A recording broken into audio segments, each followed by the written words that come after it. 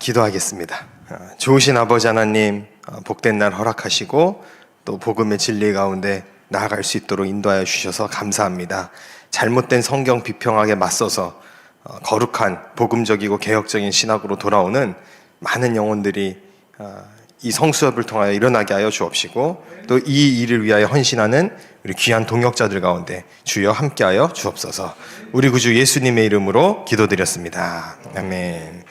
성경 본문 잠깐 하나 보겠습니다. 이사야 40장 8절 말씀인데 다 암송하고 계신 말씀이셔서 제가 봉독해 드리겠습니다. 풀은 마르고 꽃은 시드나 우리 하나님의 말씀은 영원히 서리라 하라. 아멘. 하나님의 말씀은 1.1획도 틀림없는 절대 불변의 진리의 말씀인 줄로 믿습니다. 이걸 우리가 믿는다 그러면 당연한 얘기를 저렇게 성수협 강에서 뭐 하고 계셔 이럴 텐데, 여러분 학계의 분위기는 당연하지가 않아요. 그러니까 복음적이고 정상적인 교회를 출석하는 성도님들은 당연한 이야기야. 당연히 하나님의 말씀은 불변하지. 근데 여러분 충격적이게도 오늘날 많은 신학도들이 성경은 1.1획도 틀림없는 하나님의 절대적인 무한 말씀이라고 믿지를 않습니다. 그래서 용어 자체도 교묘하게 달라요. 성경이라고 하질 아니하고 성서라고 많이 표현을 해요. 성서라는 표현은 성경을 텍스트, 그러니까 문자로만 이해하겠다라는 관점이 깊게 들어가 있어요. 성경은 캐논, 정경으로서 하나님의 말씀으로서 이 성경을 깊이 이해하겠다, 이런 이제 견해가 있는데, 최근에 제가 이 용어에 대한 문제를 지적하기 시작하니까 성서라고 이야기하는 사람들이 뭐라고 이렇게 변명을 하냐면, 우리는 그런 의미가 아니고 성경 전설을 줄여서 그냥 성서를 한 거다. 여러분 그게 이제 말장난이에요, 사실은. 보면은 대개 논문이라든가 신학 저널에 성서라고 쓰는 사람들은 이 비평학을 가지고 많이 이야기하고, 성경이라는 단어를 중심으로 쓰는 사람들은 주로 복음주의, 개혁주의 진영에 있는 학자들이 많이 쓰는 용어입니다. 그래서 우리가 용어 하나만 갖고도 사실은 피하 식별이 얼추 돼요. 그렇지만 우리 대부분의 성도님들은 그게 뭔 말이야 이제 이러실 수 있기 때문에, 제가 오늘 어느 정도 신학교가 심각한지를 좀 말씀을 드리고, 또 어느 정도 학계의 분위기가 병들었는지 그 병폐에 대하여 말씀드리고, 이것을 어떻게 극복할 수 있는지에 대하여서 좀 구약을 중심으로 오늘은 말씀을 드리도록 하겠습니다. 왜 성경 비평학을 아직도 공부하고 있을까? 여러분 성경 비평학을 공부하는 사람들은 어디가 좀 아픕니다. 제가 인신모독을 하는 게 아니고 진짜로 그렇습니다. 왜냐하면 주일학교 때 들었던 우리의 신앙의 내용은 하나님의 말씀은 진리야, 이렇게 배우고 그렇게 이해하고 신앙생활을 해왔어요. 그런데 신학교에 입학을 하고 나니 하나님의 말씀 가운데 오류가 있어. 성경은 사실이 아니야. 이런 주장들을 자꾸 접하고 듣다 보면 마음 가운데 어떤 생각이 들까요? 시험이 들고, 아니 나보다 훨씬 공부 많이 하신 저 학자들이 왜 저렇게 이야기하실까? 의구심이 들고. 근데 이제 교회 가서 신학교에서 공부했던 그 내용을 성도들에게 이야기했을 때 성도들의 그 냉혹한 눈빛, 뭐야 왜 저래? 하나님의 말씀을 안 믿어? 전도사님이, 신학생이 이런 태도를 이제 받게 된단 말이죠. 그러니까 마음 가운데 괴리가 생겨요. 그래서 어떤 방향을 취하냐? 학교에서는 학점을 받아야겠으니 교수님의 입맛대로 성서 비평학을 해요. 성경 비평학을 하고, 교회 가서는 하나님의 말씀은 틀림없습니다라고 설교를 합니다. 자, 그러면 어떤 게 진짜 자기의 모습인지 혼란스러워지기 시작하죠. 그래서 그 자아 분열이 와요.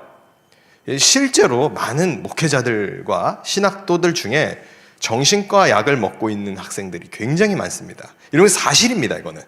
제가 무슨 위기감을 고조시키고 성도들을 불안하게 만들려고 거짓을 퍼뜨리는 게 아니라 직접 제가 봤어요.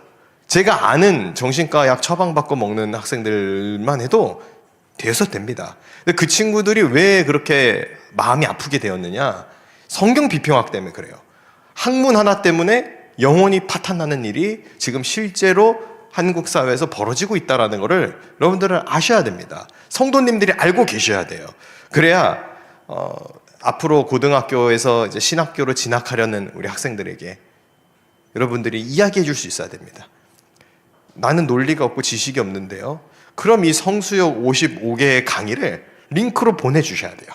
그래서 이 강의를 다 듣지 않고는 신학교에 입학하지 말아라.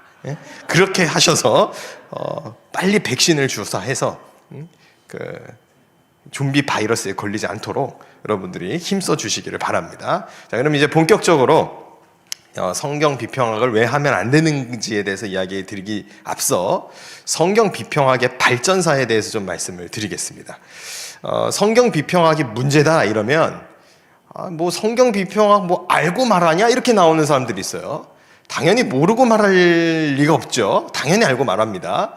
저는 왜 자신 있게 이야기하냐면 저는 나름 한국에서 자유주의 신학의 풍토 속에서 학문을 가르친다라고 하는 학교를 나왔기 때문에 저는 보수 신학교에 나오지 않았어요.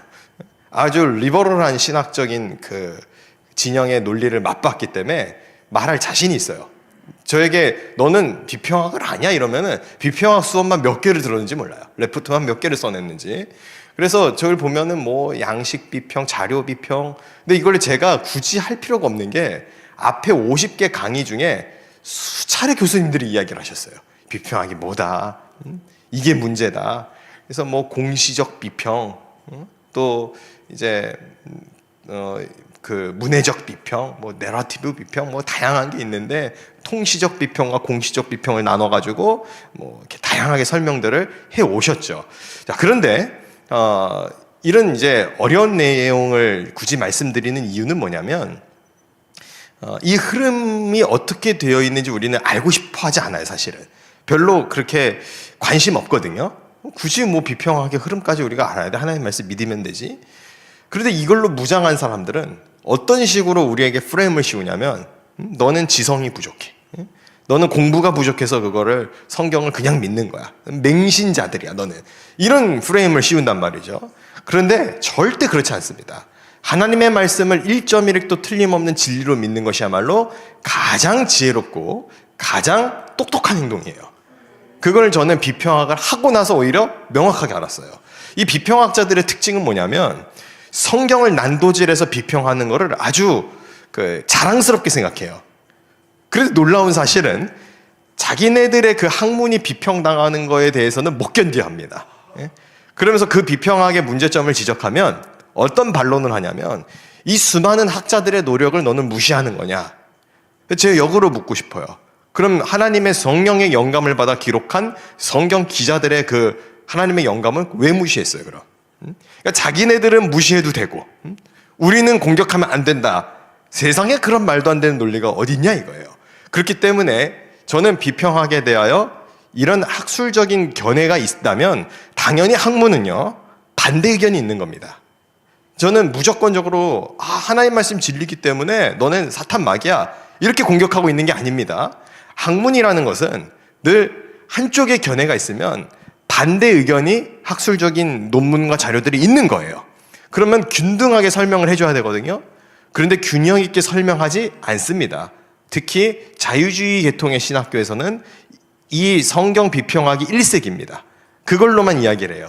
독일의 국가대학교는 성경 비평학을 가르치지 아니하면 아예 국가대학으로 인정하지 않으려는 그 풍토가 이미 자리 잡았어요. 그러니까 그게 대세가 되어버렸습니다.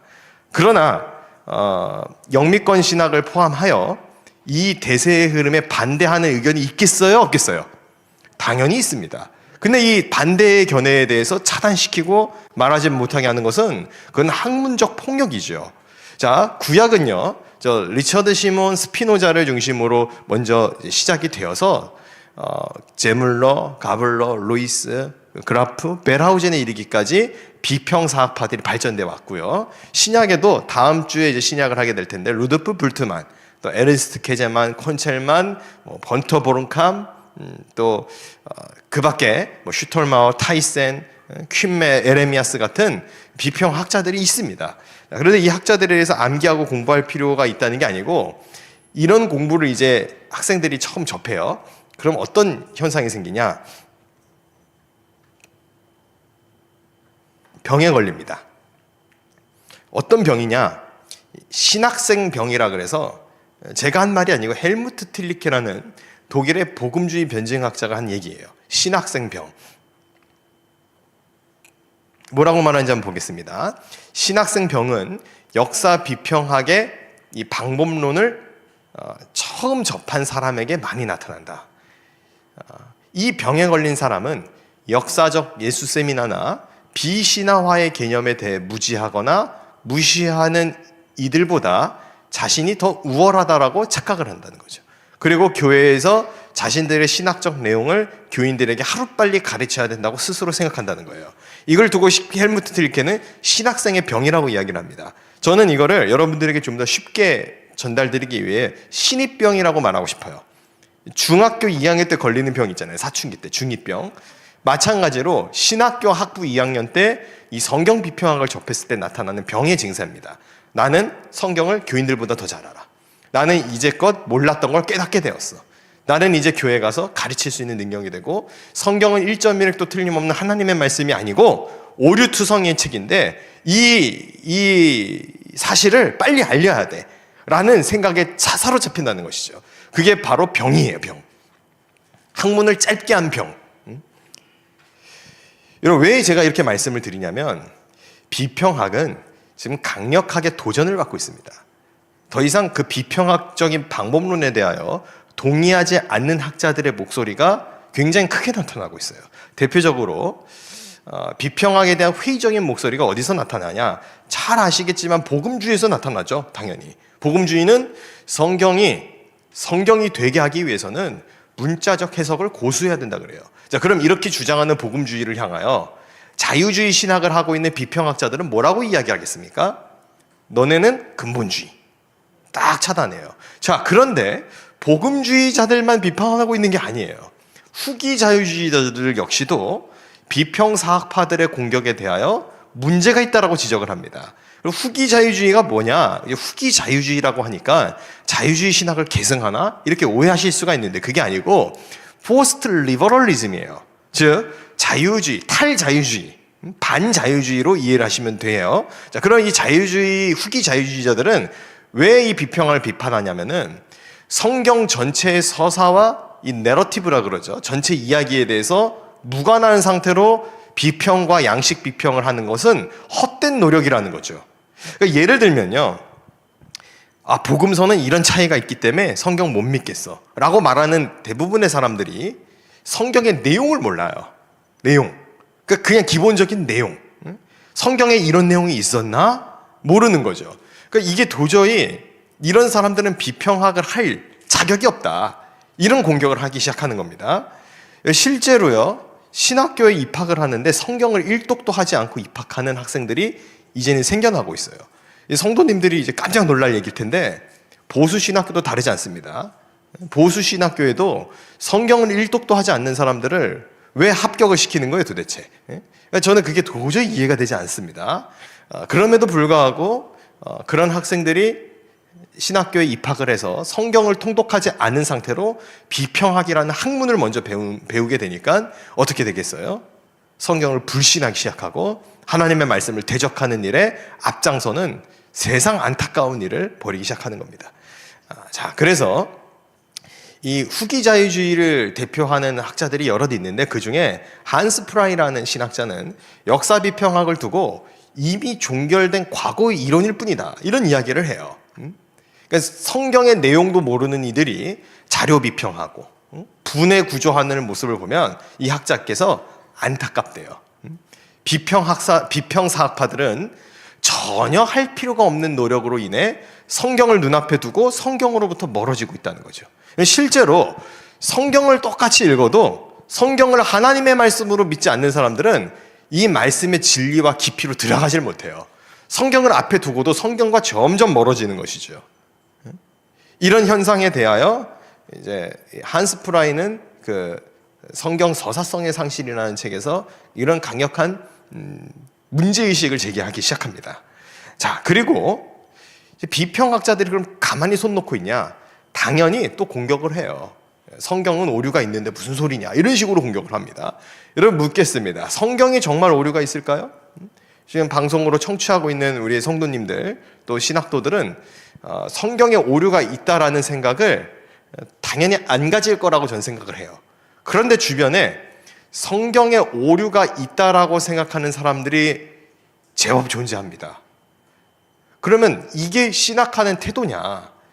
자유주의 계통의 신학교에서는 성경을 의심해봐라. 성경을 삐딱하게 봐야 된다. 너무 주일학교 때 교회에서 배웠던 내용대로 보면 학문할 수가 없다. 우리는 성경을 비평의 대상으로 봐야 된다. 이런 주장들을 합니다. 그런데 과연 성경에 정말 오류가 있냐 이거예요. 그 얘기를 들으면 솔깃하거든요. 진짜 오류가 있네? 막 이렇게 느껴져요, 막. 근데 그게 정말 맞을까? 성경의 진실성과 이 무효성에 대해서 의심하는 게 정말 옳은 태도인가? 이 정말 옳은 태도일까요? 아브라함 시대에 블레셋이 존재하지 않았는데 왜 이 블레셋이라는 이거를 왜 여기 기록되냐? 성경은 후대에 편집된 것이다. 이런 식으로 혼란스럽게 만든다는 거죠. 그럼 우리는 그런가 하면서 마음이 흔들려요. 정말 성경이 하나님의 말씀이 아닌 건가? 오류가 있는 건가? 자, 근데 그거에 대해서 다 반론을 합니다. 복음주의 학자들이. 글리스 아처 같은 구약학자들이 그 구약 총론, 성경의 난제에 대해서 웬만한 비평학자들의 공격에 대한 방어가 철저하게 다 되어 있어요. 그리고 이에 대해서 이미 앞선 우리 성수협에 등장하셨던 교수님들께서 많이 설명하셨어요. 굉장히 많이 설명하셨기 때문에 저는 그 내용을 반복하기보다는 이제 새로운 공격의 이 척도에 대하여 우리가 어떻게 방어할 수 있을 것인가를 좀 자세하게 말씀드리고자 합니다. 비평학자들이 주장하는 게 뭐냐면 대표적으로 이런 게 있어요. 예수님의 원래 가르침은 아람어인데 아람어로 말씀하셨는데 우리에게 그게 헬라어로 기록되었기 때문에 그 원문의 진의를 알 방법이 사라졌다. 이런 이야기를 한다는 거죠. 이런 번역에 과연 문제가 있을까요? 오늘날 학계에 이제 주름 잡는 신학자 중에 피터 윌리엄스라는 유명한 저명한 학자가 있죠. 뭐라고 이야기하는가? 예수님 당시에 이미 아람어와 헬라어가 공용으로 사용되고 있었다는 거예요. 그러니까 팔레스타인 지역은 아람어만 썼다라는 그 주장에 인기 있어하고 그 주장에 의존하는 거에 대해서 좀 이상하다는 거예요. 이 고고학적 증거는 팔레스타인 지역이 아람어와 헬라어가 공용으로 사용되고 있다는 것을 입증하고 있는데 왜 비평학자들은 유난히 성경은 헬라어로 기록됐고 당신은 아람어로 말했어라고 말을 할까? 왜 그렇게 주장을 할까요? 성경에 대하여 절대적 신뢰성을 균열하게 하기 위한 작전이죠. 그거는 학문적으로 정직한 논의가 아니에요. 그래서 실제로 보세요. 달리다굼, 에바다, 아람어로 그 아람어 표기로 그냥 기록이 돼 있어요. 성경은. 그러니까 이거를 우리가 말씀을 통해서 명확하고 분명하고 명징한 진리를 알고 있음에도 불구하고 자꾸 엉뚱한 학문적 이론을 학자들의 이론을 내세워서 들어오니까 이게 마음이 흔들리는 거죠. 근데 흔들릴 이유가 전혀 없다라고 제가 말씀드리는 이유는 첫째로는 성경은 누가 뭐라 그래도 틀림없는 하나님의 말씀이고 일단 전제 자체가 그렇고요. 두 번째로는 그 학자들이 난다긴다라고 하는 학자들이 비평하게 등을 돌렸다는 이야기를 저는 하는 거예요. 지금 제가 인용하고 있는 학자들, 앞으로 이제 소개할 학자들은 비평 사학파에 대하여 의구심을 제기하고 있습니다. 어떻게 설명할 겁니까? 학문이 비평하기 대세다.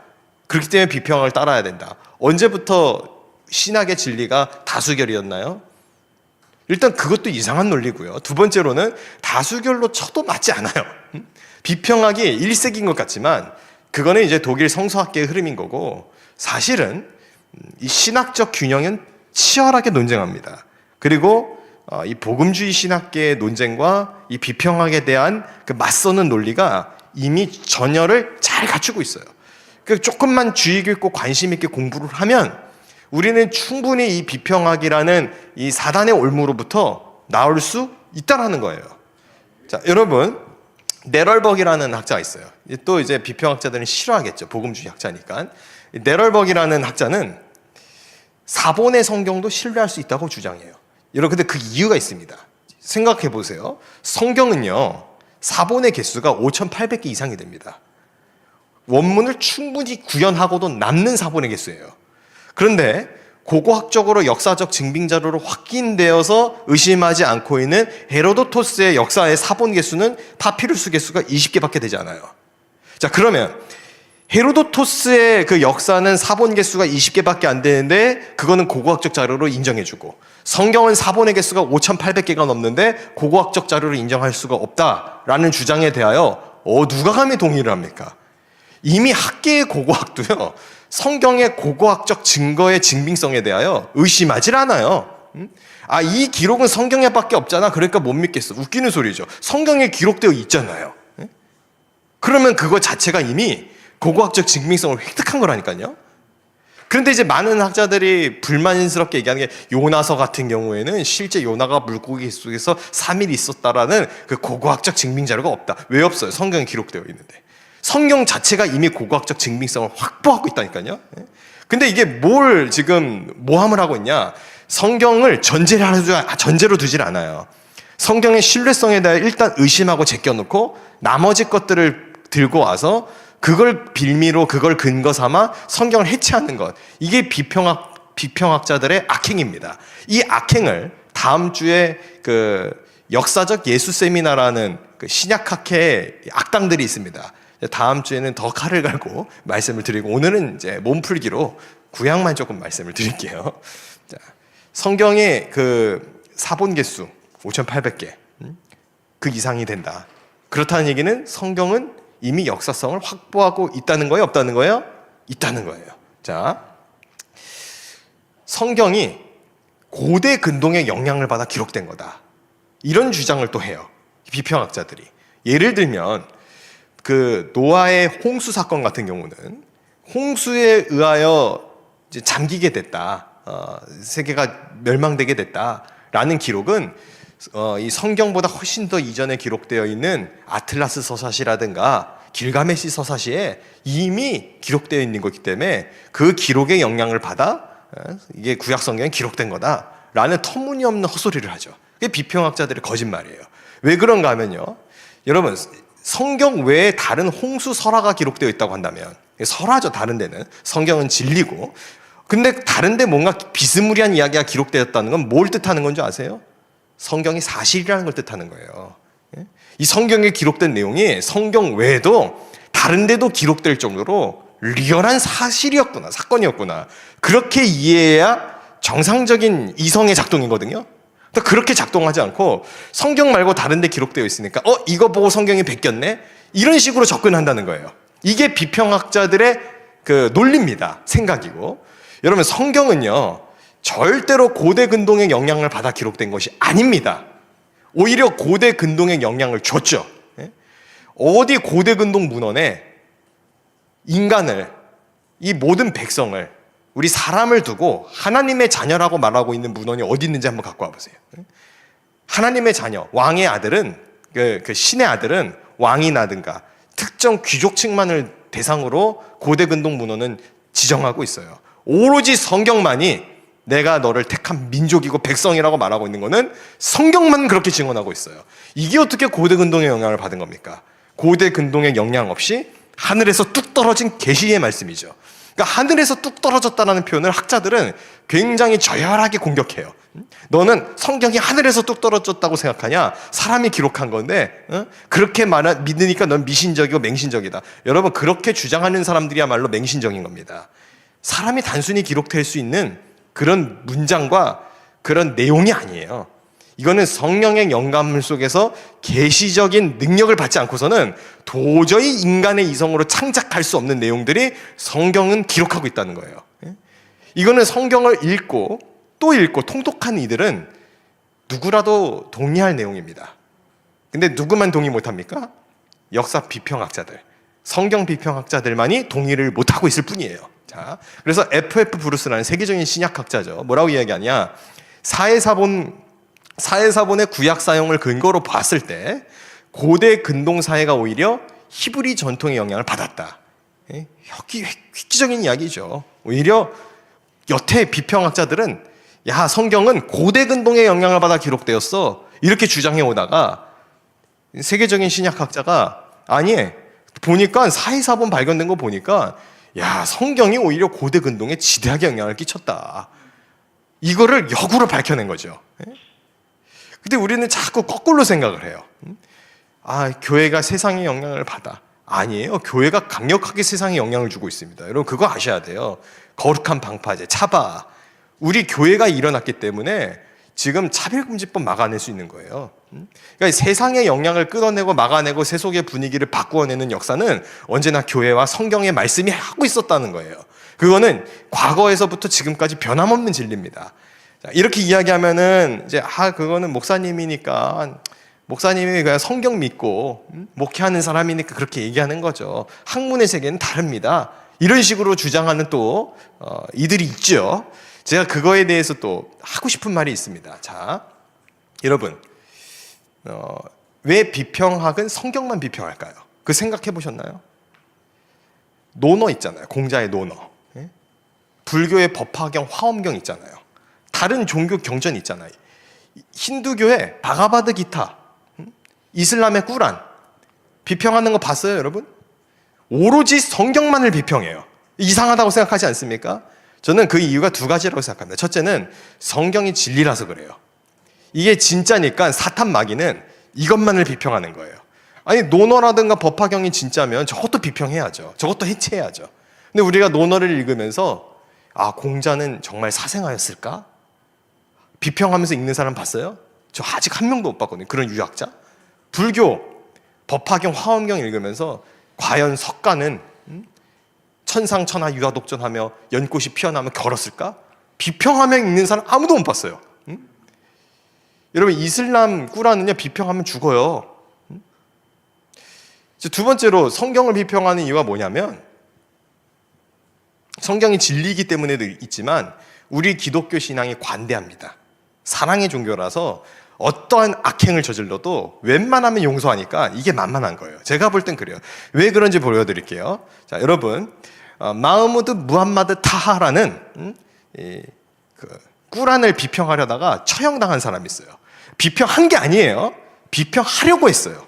하려고만 했는데 죽었어요. 근데 이 사람이 왜 비평하려고 했느냐? 개신교의 성경 비평학의 영향을 받은 거예요.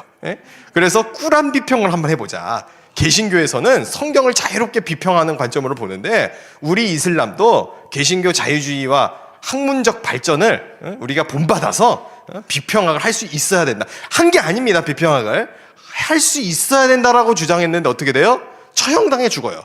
여러분, 우리가 아무리 성수협을 하고 얘기를 하지만 역사 비평학자들 데려놓고 처형한 적 있어요? 기독교는 유일하게 근본주의가 없는 종교입니다. 다른 종교의 관점에서 볼 때 기독교는 근본주의가 없어요. 우리 스스로가 자유주의 신학자들이 복음적인 생각을 갖고 있는 이들을 근본주의라고 매도하고 있을 뿐이에요. 근본주의자를 누가? 여러분, 이슬람은요, 게이바 앞에서 기관총 갈겨요. 크리스찬들 중에 이 동성애를 싫어하고 동성애에 대해서 반대하는 사람들이 하는 최대의 행동이 뭔지 아세요? 하나님께 돌아오세요. 피켓 뜨는 게 다예요. 우리가 언제 게이 레즈비언을 테러한 적이 있습니까? 차별금지법 통과되면 안 된다. 이거 악법 중에 악법이다. 시민들에게 알려야 된다. 이런 시민운동을 했지. 사랑의 운동을 했지. 언제 우리가 폭력을 쓴 적이 있습니까? 근데 이슬람은 아니에요. 그냥 죽여버려요. 개신교는 유일하게 근본주의, 과격주의가 없는 종교라는 걸 아셔야 됩니다. 우리 기독교 신앙은 힌두교도 마찬가지예요. 소를 잡으면 처형해요. 소 잡았다고. 소 잡았다고 처형해요. 불교요? 이거 좀 조심스럽지만 역사적 사실로 기사화된 게 많으니까 조폭 동원해서 주지승려 되려고 했던 거 여러분 찾아보세요. 있어요. 아무리 개신교가 타락했다 욕하지만 여러분, 우리는 찔러 죽이진 않아요. 총을 갈기진 않는다고요. 성경 비평학자들 지금 신학교에서 월급 받으면서 잘 먹고 잘 살잖아요. 교회 파괴하면서도. 이집트 90년도에 이집트 카이로 대학의 꾸란 학자 꾸툴람 마그하드 꾸란 비평학적으로 시도하려다 다음날 암살돼서 죽었어요. 여러분, 비평학이 허용되고 있는 거는 오로지 우리 개신교뿐이에요. 우리만 지금 허용하고 있어요. 근데 제가 그 이유가 뭐라고 두 가지 말씀드렸죠. 하나는 이게 진리기 때문에 길을 쓰고 막으려는 사탄의 역사다. 또 하나는 우리가 너무 사랑의 종교예요. 그러니까 관용을 베풀고 우리가 용서해주고 하니까 악이 그게 달한다고 저는 생각을 합니다. 이렇게 맹목적으로 왜 비현하냐? 학문적으로 나와라. 학문적으로 이야기를 해볼게요. 문서 가설이죠. 구약의 대표적으로. 아마 여러 차례 강의를 들으신 분들은 이미 이거에 대해서 암기가 되셨을 텐데 처음 이제 이 강의를 클릭하시는 분들은 낯설 수 있기 때문에 제가 좀 설명을 잠깐 드릴게요.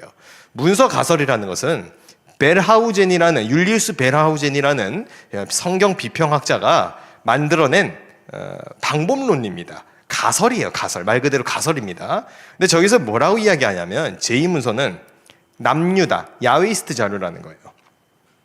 그리고 이문서는 북왕국의 엘로이스트 자료라는 거죠. 그리고 D문서는 신명기 독립문헌 자료고 P문서는 포로기 또는 포로 이후의 제사장 자료다라는 걸 해서 저걸 달달달 암기해서 시험 시간에 답지로 쓰게 만들어요. 구절 하나 딱 띄워놓고 이게 제2문서 자료인지 이문서 자료인지 P문서 자료인지 답 쓰라는 거예요. 여러분 근데요 저게 성경을 난도질 해가지고 오경을 뭐 창세기 1장까지는 제2문헌이고 뭐 2문헌이고 2장부터는 뭐 제2문헌이고 이게 가능할 것 같으세요? 이게 불가능하다고 이미 학계에서는 이야기해요. 당장 제2문서와 2문서를 구분하는 것 자체가 불가능하다고 트램퍼 롱맨 3세 구약학자는 이야기합니다. 그리고 또 어떤 이제 이야기가 오냐면 조엘 베이든이라는 이제 현대 또 구약학자 중에는 신문서 가설이라는 걸 이야기합니다. 그러니까 문서 가설, 벨하우젠의 문서 가설로 본인들도 안 되는 걸 아는 거예요. 그러니까 문서 가설을 포기하기는 싫고 벨하우젠의 문서 가설이 효용성이 없고 잘못되었다라는 것은 이미 학계가 밝혀낸 사실이고 그런데 이제 성경을 그대로 믿기는 또 싫고 그러니까 이제 신문서 가설이라는 것을 발전해서 계속 비평학적 시도를 이어가려는 그런 노력을 하기도 하지만 역설적이게도 이것 때문에 오히려 율리우스 벨하우젠이 이야기했던 과거의 문서 가설이 폐기되게 된 거예요. 학계에서 받아들여지지 않게 됐어요. 그럼에도 불구하고 여전히 한국에 있는 많은 자유주의 신학교에서는 제2DP 이거 암송하게 해요. 거의 성경 구절을 암송하는 게 아니고 문서 가설의 방법론을 암기시키고 그거를 답안지로 쓰게 한다는 거죠. 여러분 상식적으로 한번 생각해 볼게요. 상식이에요. 상식. 우리가 상식적으로 남유다와 북이스라엘, 여러분 열왕기 상하와 역대기 상하를 읽었으면 알겠지만 남유다와 북이스라엘이 사이가 좋았나요? 아니면 사이가 안 좋았나요? 당연히 안 좋았으니까 분단됐죠. 안 좋았으니까. 그런데 제2문서, 2문서 가설 얘기하는 분들 얘기가 뭐냐면 저 남유다 문헌과 북이스라엘 문헌이 교차 편집되어서 이렇게 성경이 기록되었다라는 건데 자, 이 비평학자들이 늘 하는 말이 뭡니까? 역사는 승자의 역사다 이렇게 얘기하잖아요. 물론 전 동의하지 않습니다. 역사는 하나님의 역사예요. 하나님의 섭리의 역사인데 자기네들이 그러잖아요. 역사는 승자의 역사라고. 삼위일체 교리도 승리한 교리이기 때문에 받아들여진 거. 뭐 이런 식으로 얘기한단 말이죠. 자, 그러면 그 논리를 한번 갖고 와 볼게요. 비평학의 논리를 갖고 와서 비평해 보자고요. 역사가 승자의 역사라고 한다면 북이스라엘이 먼저 멸망당했잖아요. 그럼 멸망당했던 그 북이스라엘의 자료를 왜 남유다 역사학자들이 자기 문헌에 편집을 해줘야 됩니까? 상식적으로. 예? 남유다의 역사만 남기면 되지. 북이스라엘 역사를 뭐 좋다고 편집해서 넣어줍니까? 여러분 우리나라의 그 삼국유사도 보면요. 고구려 역사를 좋게 그려요? 백제 역사를 좋게 그립니까? 아니에요. 거의 언급을 안 한다네요. 통일신라 중심의 역사를 펼친다는 거죠. 자, 그러면 비평학자들의 논리대로면 이 문서는 존재하면 안 되는 거예요, 사실은. 자, 그리고 제일 이제 문제가 뭐냐면 오경을 갖고 이제 모세오경이 아니다 자꾸 이렇게 주장을 하는데 단일 저자가 아니다 이런 주장을 하고 싶어 하는 것 같아요. 근데 비평학자들이 늘 문서 가설로 비평할 때 나오는 논리가 뭐냐면 문체거든요. 오경은 놀랍게도 문체가 통일성이 있습니다. 그게 모세가 썼냐 안 썼냐 학문적으로 확인할 길은 없겠지만 오래전부터 유대 전승에 따르면 모세가 쓴 걸로 유대인들은 다 믿어요. 그리고 모세가 썼든 안 썼든 중요한 건 뭐냐? 문체의 통일성 있게 기록되고 있다는 것은 적어도 역사 비평학자들이 이야기하는 이 성경 비평학자들이 말하고 있는 문서 가설은 먹히는 내용이 아니구나라는 것을 우리는 상식을 갖고 깨달을 수 있어야 된다는 겁니다. 편집된 문헌이 어떻게 문체를 통일시켜요? 이게 어거지로 주장하죠. 문체까지도 통일된 문제로 편집시켰다고. 누구 마음대로요? 그게 어떻게 가능합니까? 아니, 그걸 믿을 바에는 그냥 다니엘 저자가 기록했다라고 믿는 편이 훨씬 더 받아들이기가 수월하다는 거죠. 자, 그리고 오늘날 공시적 비평이라고 말하고 있는 이데올로기 비평이라는 것이 있어요. 그게 뭐예요? 페미니즘 비평, 퀴어 비평 이런 거란 말이에요. 근데 통시적 비평의 역사 비평학과 방법론 자체가 완전히 다릅니다. 역사 비평학이라는 것은 그 문헌을 비교 대조해가지고 그 역사성을 해체하는 거란 말이에요. 근데 이 공시적 비평, 이데올로기 비평은 오늘날 우리의 상황을 가지고서 성경을 들여다보고 재해석하는 게 공시적 비평이에요. 자, 그러면 역사 비평학, 성경 비평학을 하는 사람들은 누구랑 제일 먼저 싸워야 되냐? 퀴어 비평하는 사람들이랑 싸워야 돼요. 그런 식으로 성경을 읽은 건 성경 비평학이 안 맞는다. 퀴어 비평하지 말아라. 이렇게 싸워야 되거든요. 그런데 희한하게도요, 전혀 다른 방법론을 갖고 있는데 퀴어 비평과 성경 비평학자들은 동시에 누구를 때리고 공격합니까? 우리 착한 성수엽과 조혁이 변호사님을 공격한다는 거죠. 왜요? 복음적으로 성경을 그대로 읽는 사람들이 그들의 주적이에요. 여러분, 악은 하나의 뿌리를 공유하고 있습니다. 희한하게도 방법론대로 따지면 이 둘이 싸워야 돼요. 근데 저는 한 번도 퀴어 신학을 하는 사람과 성경 비평학을 하는 사람이 싸우는 장면을 제가 목격한 적이 없어요. 제발 그 싸움의 장면을 저에게 좀 갖고 와 주셨으면 좋겠어요. 그 샘플 자료를 좀 쓰고 싶어요. 근데 한 번도 못 봤어요. 성경 비평학자들은 늘 복음주의자들을 공격해왔고, 오늘날 이데올로기 비평을 하고 있는 퀴어 신학자들은 늘 교회를 공격하고 있어요. 왜 이들의 화살과 칼은 늘 우리를 향하고 있는가? 왜 자기네들끼리 안 싸울까요? 자기네들끼리 서로 다른데, 서로 방법론이 다른데 이걸 어떻게 극복하려고 하는가? 저는 묻고 싶은 거죠, 이 비평학자들에게. 자, 또 이어서 보겠습니다. 우리 독일의 유명한 학자죠, 게르하트 마이어라는 천재 신학자입니다. 유학 갔다 온 사람들은 다 아는 학자인데, 이 사람이 쓴 책 중에 역사 비평학이 종말이라는 책이 있어요. 역사 비평학이 종말을 맞이했다라는 거거든요.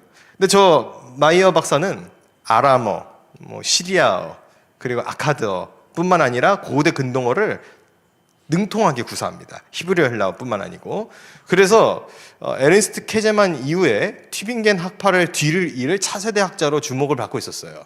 그럼에도 불구하고 그분이 신앙의 양심을 저버리지 아니하고 교수 임용돼서 편안하게 먹고 살면 될 텐데, 임용 직전에 역사 비평학의 종말이라는 짧은 소논문을 발표합니다. 그것이 독일 신학계를 강타하여 독일의 양심 있는 목회자들이 비평사학파로부터 탈출하게 되는 계기가 생기죠. 지금은 뱅헬하우스를 중심으로 활동을 하고 있어요. 자, 한국도 저는 그런 역사가 있어야 된다고 믿습니다. 성수협을 통하여서 이제는 성경 비평 못하겠다. 나는 하나님의 말씀을 진리로 믿고 영혼을 깨우고 성도를 살리는 목회를 하고 싶다. 더 이상 잘못된 저 비평학을 통해서 영혼을 해치는 일을 난 하기 원치 않는다 라는 양심 있는 학자들이 일어나야 할 줄로 저는 믿습니다. 자, 여러분, 이 게르하트 마이어가 이야기하는 내용들을 좀 보면요, 자, 요나 이야기 같은 게 아까 제가 잠깐 언급하고 지나갔지만, 요나 이야기의 역사성을 비평학자들은 의심해요. 사실이 아닐 것이다. 어떻게 물고기 뱃속에 3일을 있냐? 그리고 그 물의 해류의 흐름에 따라 물고기 이동 경로를 보면 니느웨 쪽으로 가는 물고기가 없다. 다 다시스로 가지. 다시스 쪽에서 잡아먹혔으면 다시스에서부터 니느웨 성읍까지 걸어가려면 3일이 넘게 걸리는데 이게 불가능. 여러분, 하나님이 전지전능하신데 물고기 뱃속에서 3일 살렸으면 니느웨 해안가에 토하게 하시지 왜 다시스에 토하게 해요? 이게 상식적인 그런 생각 자체가 안 맞는 얘기를 하고 있는 건데, 그러면 이제 이 큰 물고기의 존재가 과연 있느냐? 모르죠. 알 길이 없죠, 그 물고기를. 그런데 우리는 믿죠. 왜요? 성경에 기록되어 있으니까요. 아까 말씀드렸다시피 성경은 고고학적 증빙 자료로서 인정받기에 충분한 학술적 근거를 갖고 있어요. 그런데 의도적으로 성경의 그 학술적 근거를 배제합니다. 그렇기 때문에 요나의 이야기의 역사성을 안 믿는 거예요. 물고기 뱃속에 3일 어떻게 있냐? 이게 그들의 그 생각, 부활을 어떻게 믿어요 그럼? 응? 창조를 어떻게 믿고? 그러니까 성경의 어떤 한 내용이 안 믿어진다는 거는 다 안 믿겠다는 거예요 결국. 예수님이 무리를 어떻게 걷습니까? H2O 분자율을 어떻게 걸었습니까? 말이 됩니까? 말이 안 되는 걸 하시는 분이 주님이세요. 아니 그러면은 그 지옥 갈 왜 그 백성들을 우리를 말이 안 되는 거 아닙니까? 당연히 지옥 가야 되는 건데 십자가 보혈의 은혜를 구원하셨잖아요. 말이 안 되는 걸 하는 게 하나님이세요. 응? 근데 성경을 왜 못 믿냐 이거예요. 근데 놀랍게도요, 게라트 마이어 박사가 저 이라크 북부 모술 지역에 갔더니 어떤 구전 이야기가 하나 떠돌아다니는데 옛날에 어떤 한 선지자가 물고기에게 토해져서 이 해안에서 걸어 들어왔다라는 이야기가 오래전부터 조상대대로 구전되어 왔다는 거예요. 어떻게 설명할 거예요? 안 믿는다 그러죠. 그거 허구라고 지어냈다 그러겠죠. 그러니까 눈을 길 쓰고 감고 성경을 안 보고 싶어 하는 겁니다. 여러분, 다윗에 대해서 한동안 성경 비평학자들은 허구 인물이라고 주장해 왔어요. 한국의 비평학자는 뭐라고 그 근거를 덧붙였냐?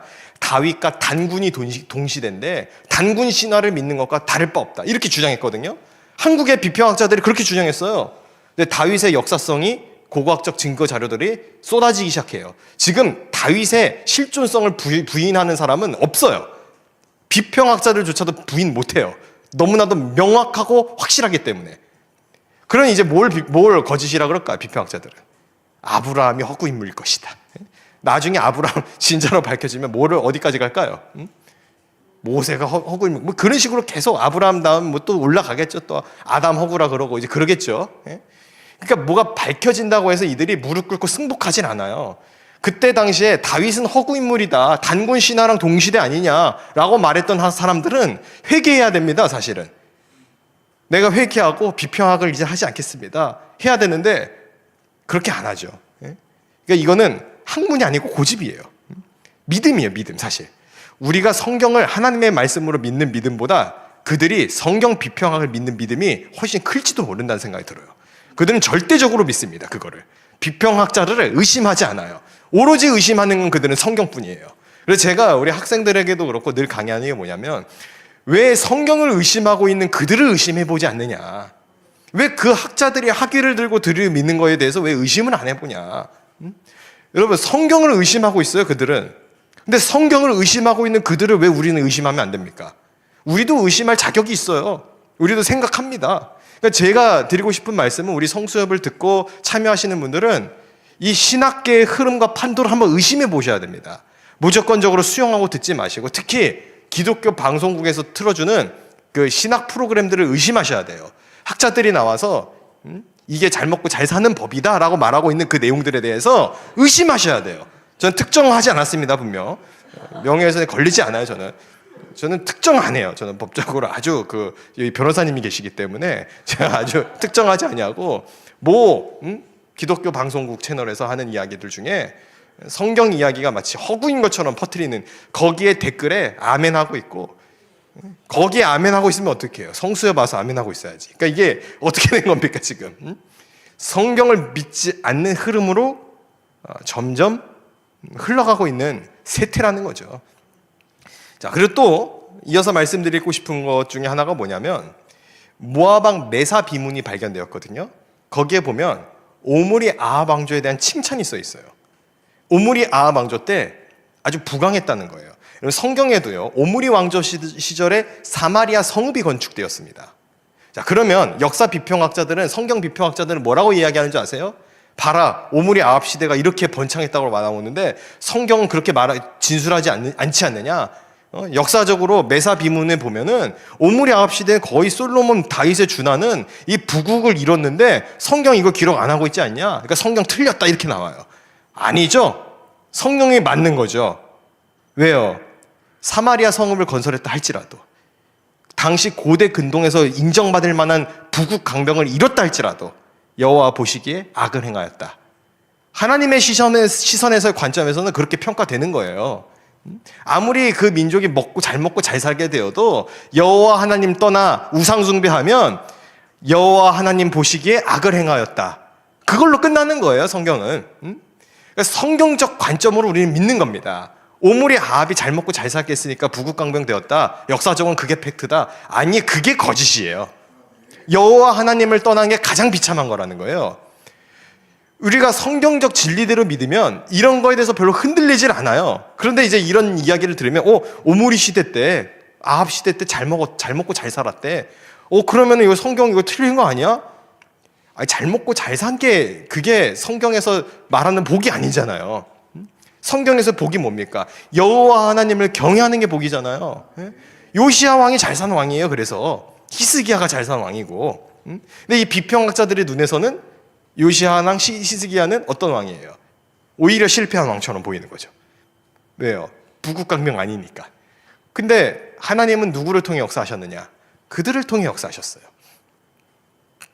자, 성경 비평학을 비평하였을 때 이제 결론을 이제 슬슬 말씀을 드리겠습니다. 시간이 많이 갔기 때문에 성경 비평학을 이제 비평하게 되면 어떤 결론에 도달하냐? 자, 첫째로 이 성경 비평은요, 성경의 정경의 기능을 상실시켰어요. 정경이라는 게 뭡니까? 캐논, 하나님의 말씀으로서의 믿는 이 신앙적 기능을 상실시켜버린 거예요. 편집된 문헌이 어떻게 하나님의 말씀일 수 있겠습니까? 문서 가설, JDP에 대한 고고학적 증빙 자료 전혀 없습니다, 여러분. 이게 JDP 문서 가설에 따라서 이루어졌다라는 걸 입증할 만한 고고학적 자료가 없어요. 다음 주에 이야기하게 되기 전에 Q 자료, 여러분 그거 자료 없습니다. 고고학적 자료, 가설이에요. 이 스승 그라프의 이야기를 받아들은 베라우젠이 상상의 나래를 펼친 거예요, 그냥. 그래서 학생들에게 만약 이사야서가 오경보다, 창세기보다 먼저 기록되었다라고 한번 가정해보자를 그냥 가정해서 가설 세우기 시작해서 그냥 소설 쓴 거예요. 그러니까 이거는 해리포터급의 판타지 소설입니다, 사실은. 이렇게 이야기하면은 학문을 인정하지 않냐? 아니, 가설을 누가 인정하고 안 하고는 당연히 학술적 자유입니다. 그러니까 이 율리우스 베라우젠의 JDP 문서 가설을 난 따르겠다. 그거 자기 자유예요. 그렇게 해서 지옥 가겠다고 하는 건 자기 자유죠. 뭐 어떡하겠어요. 그런데 따르지 않을 자유도 있는 거예요. 그 학문을 나는 따르지 않겠다. 아니, 저만 안 따르는 게 아니잖아요. 성수협의 앞선 순서에 나온 그 학자들은 그럼 뭐예요? 그 기라성 같은 학자들은. 저보다 훨씬 학위도 많으시고 대학에서 강연도 많이 하셨던 박사님들 이미 제가 그래서 사실 부끄러워요. 제가 감히 저는 아직 박사학위 잉크도 안 말았거든요.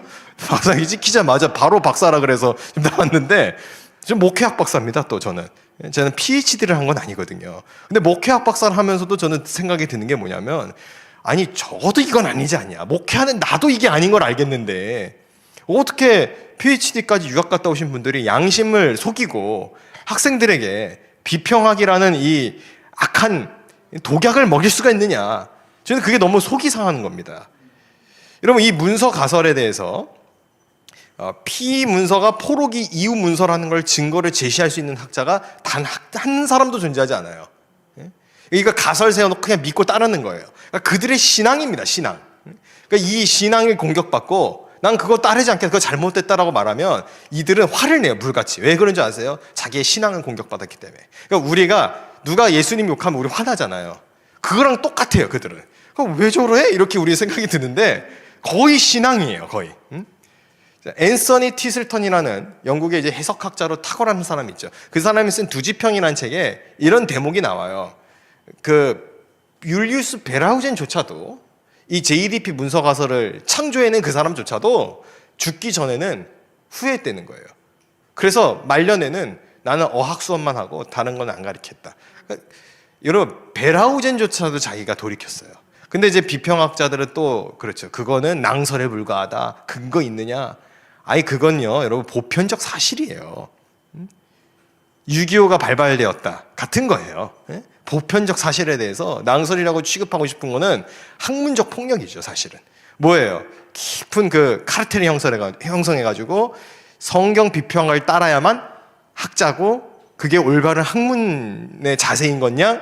분위기와 여론을 형성시키고 성경을 하나님의 말씀으로 그대로 믿는 사람은 무지하고 아주 그냥 맹목적인 사람인 것처럼 그 필드를 장악하려는 태도.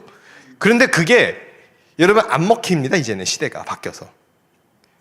많은 학자들이 그 견해에 대해서 동의하지 않고 등을 돌렸어요. 영미권의 복음주의 계통의 신학학자들이 약진을 하고 있고요. 우리 한국도 지금 성수협을 빌미로 시작을 해서 이게 근간이 되어서 저는 이 신학교의 토양을 다시 복음주의로 바꾸게 되는 역사가 있을 줄로 믿습니다. 원래 이 대한민국은요, 언더우드 아펜젤러가 복음주의자들이었어요. 그렇기 때문에 자유주의 풍토랑 맞지가 않아요. 자유주의가 왜 그럼 유행하게 되었는가? 제가 생각할 땐 그렇습니다. 8, 90년대 유학을 갔다가 온 분들이 보통 유학 가서 그때 유럽 사회가 교회가 술집되고 막 어려운 상황이었거든요. 그래서 교회 위기론이라는 걸 들고 왔어요, 사실. 역사 비평학 그리고 자유주의 신학이라는 걸 갖고 와서 교회 위기론을 설파하고 이제는 자유주의 신학으로 가야 된다라는 거를 유럽에서 공부하고 왔는데, 그때 당시 우리 8, 90년도의 한국교회 분위기는 대부흥의 시기였어요. 그러니까 그 학자들이 그런 목소리를 뻥끗이라도 하면 어떻게 되는 겁니까? 뭐 미친 소리 하고 있어. 교회가 지금 부흥하고 있고 하나님의 역사 은혜가 나타나고 있는데 뭔 소리야? 아무도 귀담아 들어주지 않을 거거든요. 자, 그런데 그들이 지금 와서 이제 우리의 한국 교회도 유럽권의 그 어둠의 영향을 점차적으로 받기 시작하고 위기의 싹이 조금씩 싹트기 시작하니까 옛날에 배웠던 8, 90년대 이론을 마치 오늘날의 최근 트렌드인 것처럼 거짓말로 학생들에게 설파하고 있다는 거예요. 근데 거꾸로 지금 당장 유학생활을 하고 공부하는 사람들은 오히려 지금 여러분 부흥하는 교회들은 오순절 계통의 교회, 개혁주의 교회, 복음주의 교회들입니다. 자유주의 신학의 교회들은 다 망했어요. 망하는 교회들은 성경을 하나님의 말씀으로 믿지 않는 목회자들의 교회만 망했어요. 성경을 하나님의 말씀으로 믿고 따르는 교회들은 부흥했어요. 지금 세계가 다르게 가고 있는데 엉뚱하게 지금 옛날 거 낙후된 신학적 이론을 들고 와서 이게 마치 오늘날의 대세인 것처럼 거짓말로 선전선동하는 거는, 그거는 정치지 학문이 아닙니다. 저는 학문을 정직하게 했으면 좋겠어요. 만약에 자유주의 신학이 있다, 비평학의 흐름이 있다, 가르칠 수 있어요. 학자로서, 학문으로서. 이런 것도 있다 할 수 있어요. 그러면 동등하게, 균등하게 이거에 대한 다른 견해들도 이렇게 있다 얘기를 해줘야 될 거 아니에요. 안 해줘요. 그거는 거짓말과 똑같습니다. 이렇게 얘기하면 위험하지 않습니까? 막 이야기하는 사람들이 있는데 저는 각오했어요. 저는 이제는 이 성경 비평학과 전투를 하고 싶어요. 이거는 안 되는 행동이에요. 더 이상 이것 때문에 무너져서 목회를 그만두고 정신과 약 먹고 있는 우리 후배들이 나오지 않게끔 해야겠어요. 이렇게 하면 안 되는 겁니다. 하나님의 말씀을 난도질하고 믿지 아니하고 그들이 와가지고 또 교회까지 와서 목사님 신학 공부 제대로 안 했죠? 이러면서 목사님한테 따져요. 제대로 안 한 게 아니라 다 알고 거친 다음에 그게 잘못된 걸 알고 복음적으로 목회하고 있는 거예요. 뭐 알지도 못하면서 목사님은 이걸 안 배워서 모를 거야. 그거 교만이죠. 자, 성경 비평학. 자, 두 번째는 뭐냐? 해석하기 전에 이미 결과를 전제하고 있어요. 해석을 아직 안 했는데 결과가 이미 전제되어 있어요. 해석자의 그 주권적 독단을 갖고 폭력을 휘두르는 겁니다. 이거는 이사야서의 저자가 여러 명이다라는 이유는 도대체 뭐예요? 이전에 뭐 이승진 박사님 비롯해서 이렇게 얘기하셨더라고요. 이사야서 저자, 다니엘 저자의 가능성이 있다 막 이렇게 얘기하시면서 하셨는데 제가 조금 더 부연 설명을 드릴게요.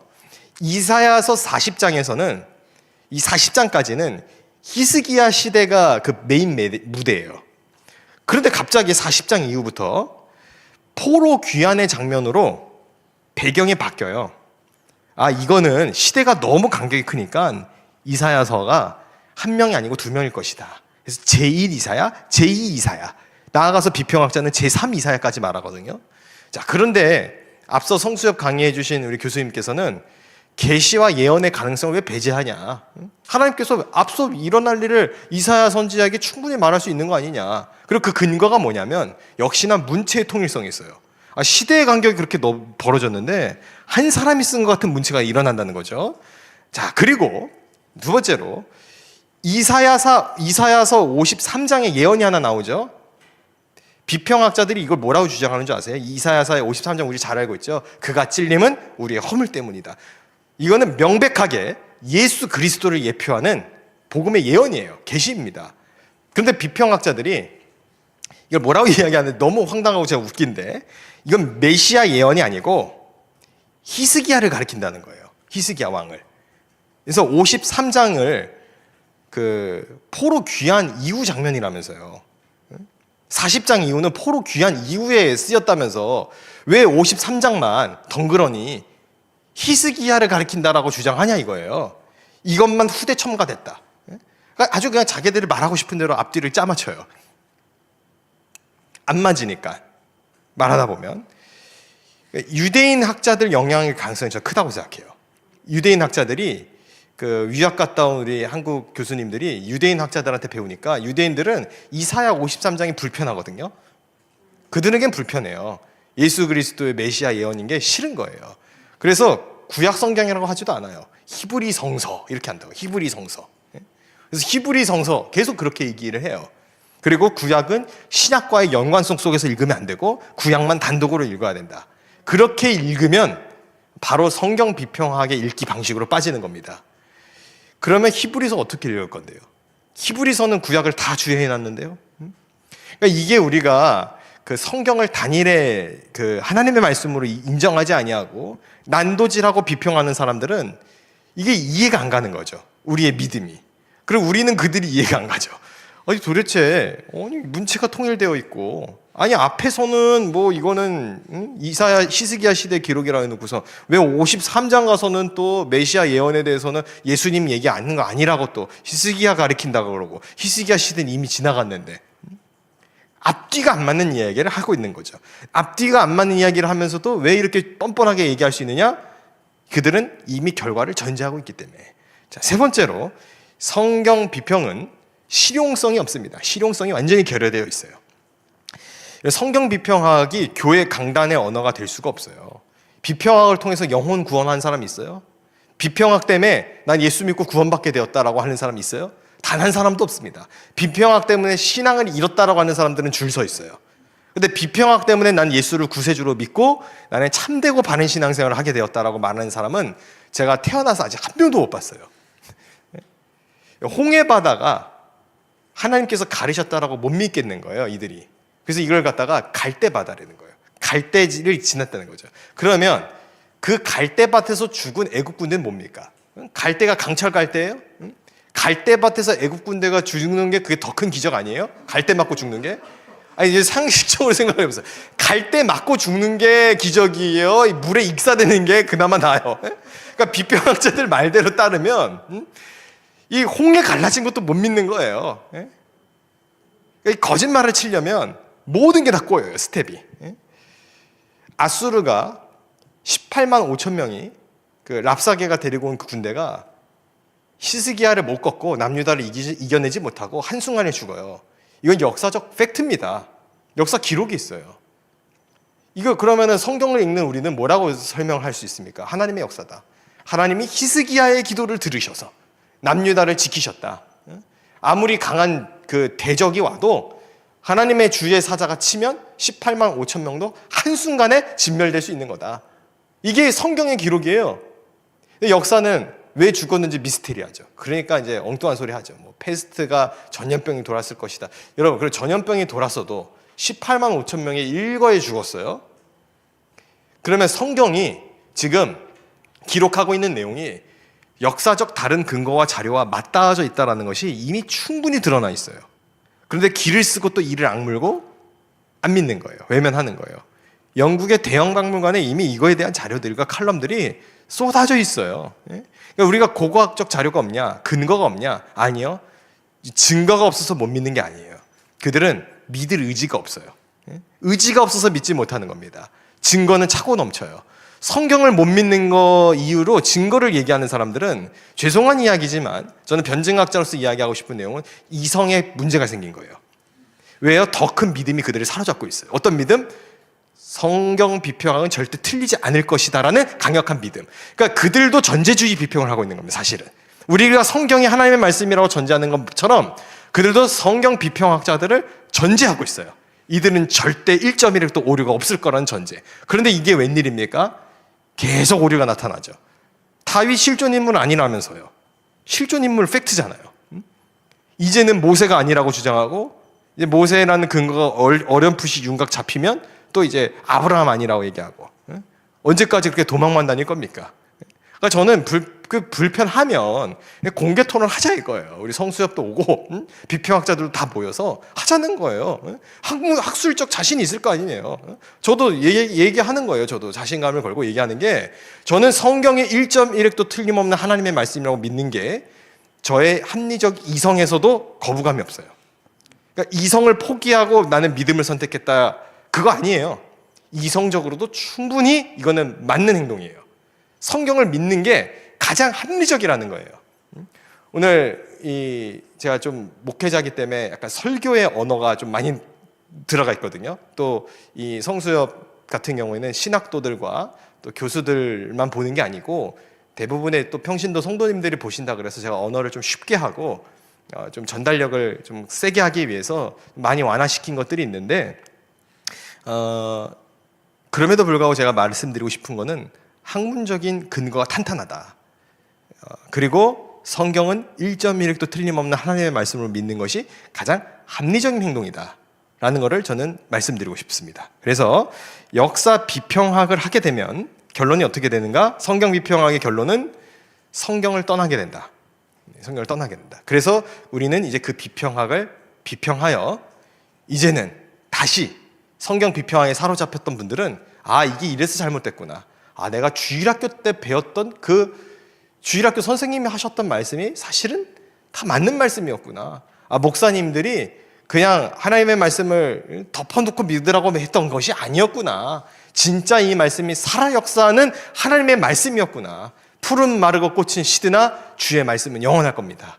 성경 비평학은 언젠가 사라지고 없어질 거예요. 지금도 없어지고 있는 중이에요. 계속적으로 쇠락하고 지금 없어지는 중이에요. 성경 비평학이 받아들여지지 않고 있어요. 지금 학계에서 말하고 있는 내러티브 비평은 성경 비평과 다릅니다. 그거는 성경의 이야기와 이 구속사적 흐름을 파악하기 위해서 사용하고 있는 방법론이에요. 그러니까 비평이라는 말을 쓰고 있긴 하지만 이 성경 비평학자들이 말하고 있는 이 문서 가설과는 또 달라요. 자, 그렇다는 얘기는 이미 성경 비평학은 학술계에서도 추락하고 있고 사라지고 있어요. 그런데 거꾸로 성경이 하나님의 말씀이라고 믿고 있는 교회와 성도들은 여전히 부흥의 역사를 경험하고 있다는 겁니다. 다시 한번 말씀의 증거를 제가 전달드리고 싶습니다. 푸른 마르고 꽃은 시드나 주의 말씀은 영원합니다. 기도하겠습니다. 주님, 이 성경 비평학 때문에 성경을 믿지 못하게 되어서 정신과 약을 먹고 정신 분열이 와서 마음의 괴로움을 겪고 있는 지금도 수많은 신학도들이 있습니다.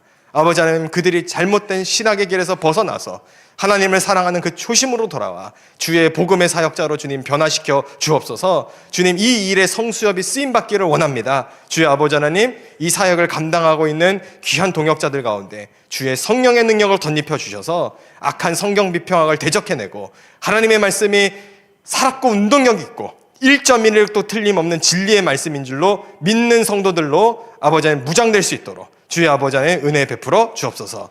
주께서 함께하여 주실 줄 믿습니다. 우리 구주 예수님의 이름으로 간절히 기도드렸습니다. 아멘.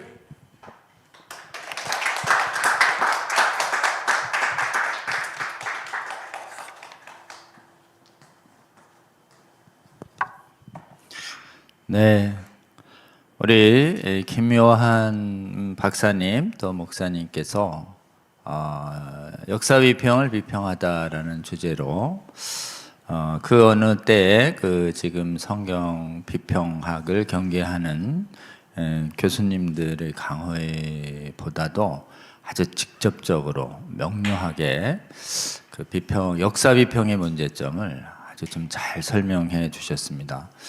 특별히 이제 이 역사 비평학이 그 한국의 신학교 중에서 가장 역사가 오래되고 또 역사 비평학자들이 많은 데가 안타깝지만 지금 이제 우리 감리교의 감신 쪽이 역사 비평하신 분들이 신학교에 많습니다. 이제 목회지에 많다라기보다는 신학교에 많다, 그런 상황을 잘 설명해 주시면서 지금 역사 비평이 들어왔을 때 정말 양심적인 분들은 그 역사 비평이 수용됐을 때 현실에 가서 목회하려고 할 때 이렇게 자기가 이렇게 정직하지 못한 부분들에 대해서 고통스러워하고 그 고통을 이겨내기 위해서 사실 약물에 호소하는 분들도 있다. 약의 처방에 의존하시는 분들도 있다라고 이렇게 체험적으로 말씀해 주신 걸 들으면서 참 악한 학문이다라는 걸 참 다시 한번 확인하고 이런 위험한 이 지금 학문을 또 반성경적인 그 독약을 주의 백성들 양들을 목회할 전도사들에게 심어주는 신학자들이야말로 굉장히 하나님 보시기에 정말 악하다고 하지 않을 수가 없다라는 생각이 듭니다. 우리나라에선 이 지금 비평학에 대해서 저항을 하는 그런 그 교수님들도 많았고 또 전도사님들도 있었고 또 목회자님들도 역사적으로 많았습니다. 특히 한국에서 가장 숫자가 많은 장로교에서는 여러분께 자주 설명드렸습니다마는 1930년대에 그 아빙돈 주석 발간 파동 때 감리교의 그 하버드, 예일, 게렛 이런 여러분 1930년도에 하버드, 예일, 게렛 이게 박사들이 한국에 있었습니다. 대한민국 식민지 시대에 그분들이 대부분 어디 출신이냐 하면은 감리교 출신 박사님들이 갔다 오셔서 한국에 주석책을 바꾸려고 하는데 아빙돈 출판사에서 나온 자유주의 성경 주석책을 이제 그때 또 장로교에서 이렇게 유학하고 오신 지금 한경직 목사님뿐만 아니라 김준권 또 김재준 그 목사님하고 최필근, 송창근 이런 그 외국의 신학 박사들까지 합류시켜서 장감 합동으로 아빙돈 주석을 발간을 번역하는데 합류시켰습니다. 그런데 그 이제 1935년도입니다. 그 한국의 선교가 시작된 지 희년 50주년을 기념한다고 해서 했는데 그 신학 책이 나올 때 한국의 많은 그 신학자들은 이게 자유주의적인 성경 비평적인 주석서다라는 걸 알고 있었는데도 교수들 분들이 이거를 이렇게 침묵하고 있을 때 그때 한국의 그 부흥운동을 주도하던 이 지금 길선주 목사님께서 보시고 총회 이의를 제기하고 이거 읽어도 되나요? 장로교에서. 그 다음에 총회가 부탁을 해서 프린스턴 신학을 나오신 박형룡 박사님이 이거는 비평을 전제로 하고 오류를 전제로 하는 것이다. 이렇게 보고서를 내면서 한국의 장로교 총회가 그 구독금지 결정을 내리면서 사실은 그 아빙돈 주석이 장로교 안에 구독되지 않는 사건들이 있을 정도로 30년도에도 전쟁이 있었고 그때가 사실은 감리교의 자유주의 신학이 장로교까지 확산될 것이냐 말 거냐를 놓고 큰 전쟁이 한번 있었던 시기가 있었습니다.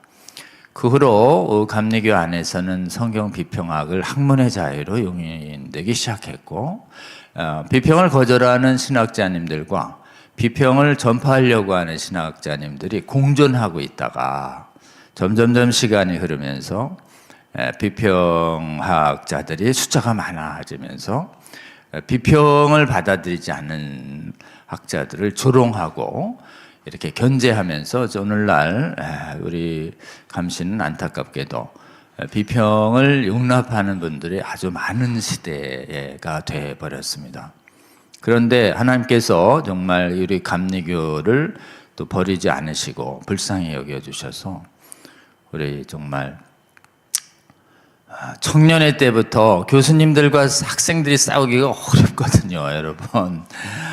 제가 지금 나이가 지금 환갑이 다 된 전도사인데도 이 스승님인 교수님과 강사님과 싸우려면 진짜 이렇게 엄청 힘듭니다. 그런데 젊은 분이 이렇게 우리 김요한 목사님이 청년회 때부터 싸우시고, 그것들 또 스스로 공부하시고, 또 학위를 따시고, 다시 30대 초반에 모교의 또 변증학 교수가 돼서 강좌가 열리고 있다. 이거는 정말 놀라운 일이 아닐 수가 없습니다. 그리고 이제 또 학생들이 원해서 그 강좌가 개설됐다고 하니 정말 이렇게 우리 감리교 안에서 우리 신학생님들이 우리 비평을 거절하는 다른 학문을 듣고 싶다. 그야말로 학문의 자유 보장하라 라는 차원으로 이 변증학이 열렸다라고 하는 게 너무 감사하다 이런 생각이 좀 듭니다. 우리 이 방송을 보고 계시는 전국의 감리교 성도 여러분, 감신을 이렇게 해서 비평학을 비평할 자유를 보장하라. 현재로는 이 정도만으로도 굉장히 큰 진전이다. 비평학 독재를 우리는 반대한다 라고 하는 운동을 일어날 수 있도록 전국의 감리교의 목사님들과 성도님들께서 관심 가져주시고 성경 비평학을 거절하는 이 강좌가 개설돼서 적어도 그 신학생들이 양쪽 다 들어보고 말이죠. 신앙적인 결심을 하실 수 있도록 하는 데까지는 여러분 회복시켜 주시면 어떻겠어요? 그래서 감신교 안에서, 감신 안에서, 신학교 안에서 성경 비평을, 성경의 기준을 가지고 이렇게 반대하는 학문이 열릴 수 있도록 여러분 좀 관심 가져주시면 좋을 것 같습니다. 그리고 우리 말씀하신 것처럼 이제 학문의 자유, 저는 계속해서 이 지금 강의가 있을 때마다 교단 안에는 이단의 자유가 없다. 교단은 원래 학문의 자유가 없는 데입니다. 신앙 공동체이기 때문에. 다른 고백을 하면 나가서 다른 신앙들을 만들어야지 여기서 와가지고 왜 지금 믿음을 허는 일을 하고 있어요. 이러면 이제 치리예요. 그리고 이 성경 비평은 점점점 나아가서 어떻게 되느냐. 이 성경을 의심하기 때문에 결국은 지금 삼위일체도 그게 이성으로 이해가 안 되거든요. 그래서 예수 그리스도의 신성을 반드시 부인하게 돼 있습니다. 비평학은. 그러니까 동정녀 탄생과 성육신과 십자가 대속과 부활을 믿는 믿음으로만 구원받는다는 걸 당연히 거절하게 되고, 비평학은 윤리로 구원받는 논으로 이렇게 빠지는 경향을 반드시 갖게 됩니다. 그러게 되니까 이제 부활도 부인하죠. 칸트 같은 사람들이. 비평학자 지고 홍해뿐만 아니라요, 요나뿐만 아니라 부활을 인정하는 비평학자들이 있으면 좀 나와보라고 그래요. 거의 없습니다, 여러분. 또 인정하더라도 역사적인 건 중요하지 않고요, 의미가 중요하지요. 역사가 중요하지요. 역사는 아니고요, 의미가 중요하대요. 뭐 거짓말이어도 의미가 중요하다는 게 말이가 됩니까? 그래서 지금 정말 이렇게 부활을 믿냐고 꼭 반드시 물어야 됩니다. 그리고 지금 예수님이 하늘 보좌 우편에 승천해서 다스리고 있다는 걸 믿는지, 예수님이 계신 낙원이 있다고 믿는지, 다시 지금 예수님의 부활뿐만 아니라 다시 오셔서 여기서 다시 죽은 자를 일으키셔서 의인의 부활과 악인의 부활이 있고 최후의 심판이 있어서 천국과 지옥이 갈라지는 것을 믿는지에 대해서 계속 물어야 되는데, 비평학자들이 이런 이성을 뛰어넘는 성경의 진술을 받아들일 수가 없게 되는 거기 때문에, 비평을 받아들이는 순간 이 기독교의 핵심 초월적 진리요, 초이성적인 진리들을 이렇게 다 부인하게 되는 그 역사상 가장 극심한 이단에 빠질 수 있습니다. 이 성경 비평학은 가장 극심한 이단이다라고 존 프레임 교수가 서양 철학과 신학의 역사 341페이지에 적어놨다고 여러 번 말씀드렸어요. 가장 극악한 이단, 이신론 자유주의, 이런 것입니다. 그렇기 때문에 여러분, 이 비평신학자들이 제일 두려워하는 게 뭐냐? 신학교에선 자기들의 왕권이지만 실제로는 내가 성경 안 믿고 성경을 조롱하고 있다는 말을 절대 목회지에 가서 성도들에게는 하지 말아달라고 계속 얘기합니다. 이 신학교 교수들이. 그래서 신학교 교수들이 진짜 강단에 와서 성도님들 앞에서 성경을 조롱하고 막 갈대숲 얘기 그런 거 하는 그 교수들이 거의 없어요. 그러니까 결국은 교회를 지키는 분들은 성경을 온전히 믿고 구원의 핵심 진리를 믿는 감리교의 신실한 성도님들이 교회를 지키고 여러분이 신학교를 지킬 수 있는 힘이 있다는 것을 여러분 굳게 보아주시고 여러분이 해주실 일이 있죠. 성경에 오류 있다고 가리키는 사람들한테 나는 월급 주는 걸 동의하지 않는다. 나는 김요한 목사님처럼 지금 성경에 오류 없는 하나님 말씀이라 믿는 그 학자들을 밀겠다. 여러분 지금 신학교에 투서해 주세요. 죄송합니다. 투서를 편지 보내주세요. 편지를. 그러면 여러분이 신학교를 살리실 수 있으십니다. 도대체 누구야 성경 못 믿게 전도사들을 오염시키는 사람들이. 우르르 좀 한번 쫓아가셔서 동창회에서 그 지금 이렇게 말려주셔야 됩니다. 그러면 도대체 누구야 나와 이러면 이제 다 숨을 거예요. 그래서 제가 보기에는 우리 감리교 신학교를 지키시는 분은 누구냐? 우리 지금 기도하시는 권사님들과 기도하시는 성도님들이 우리 감리교 신학교를 지킬 거라고 우리는 굳게 믿는 것이에요. 그리고 여러분 아카데믹한 비전을 가지신 분들은 거듭난 이성이 있어요. 거듭난 이성. 거듭난 이성으로 보면 성경은 하나님의 말씀이라고 믿을 수밖에 없어요. 그리고 이 성경이 완전 무효를 스스로 증거하고 있어요. 그렇기 때문에 거듭난 이성으로 볼 때는 성경을 하나님 말씀에 완전 무효하신 오류 없는 말씀으로 믿는 게 가장 리즈너블해요. 가장 이성적이라고요. 그러니까 제가 보기엔 아카데믹한 부분에서 관심이 있으신 분들도 야 우리 진짜 이 성경 무효성 믿음 또라이 되는 거 아니야? 반지성 되는 거 아니야?는 조롱을 견디시고 굉장히 탄탄한 완전 무효성을 아카데믹하게 입증하는 학문들이 굉장히 발달해 있습니다. 그 학문들을 계속 연구하셔서 감신 안에서 자꾸 성경 무효성을 입증하시는 학귀 활동을 해주시기를. 그리고 그분들이 고독하게 학위 활동할 때 뒤에서 우리 감리교회 성도님들이 기도하고 지원해 주시기를. 그래서 여러분 감신 안에서 굉장히 성경의 완전 무효성이 계속 가르쳐질 수 있다면 감신 안에서 성경 믿는 목회자들이 나오게 될 것이고 감신 안에서 성경 믿는 목회자님들이 나올수록 전국에 있는 감리교 교회에 주의 양들이 믿음이 보존될 수 있다. 비평한 사람이 그냥 40-50년 만에 스코틀랜드를 완전히 붕괴시킬 정도로 여러분 비평학자의 위력은 대단히 큽니다. 성경을 오류 있다는 그 참남한 말을 하지 못하도록 이렇게 여러분 신학교를 위해서 기도해 주시고 또 신학교에서 성경 믿는 신앙을 지키기 위해서 조롱을 견디며 정말 있으신 소수의 학자님들이 계십니다. 그분들을 기도해 주시고 특히 목회지에서 진짜 배우기는 저렇게 배웠지만 성경 온전 믿고 목회 열심히 하시는 감리교회 정말 성경 믿는 목회자님들 모이셔가지고 여러분의 신학교를 꼭 회복시켜 주시고 지켜주시기 바랍니다. 저희 성수협에서는 감리 장로교회에서는 완전 주류가 성경 비평을 했다가는 장로교회에서 솔직히 말해서 살아남지 못합니다. 한국 장로교회에서는 오히려 기장 안에서도 성경 안 믿는다 그러면 성도님들이 그만 안 둬요. 그러니까 여러분이 한국의 장로교회 이 지금 60%가 한국 장로교회예요. 예장입니다.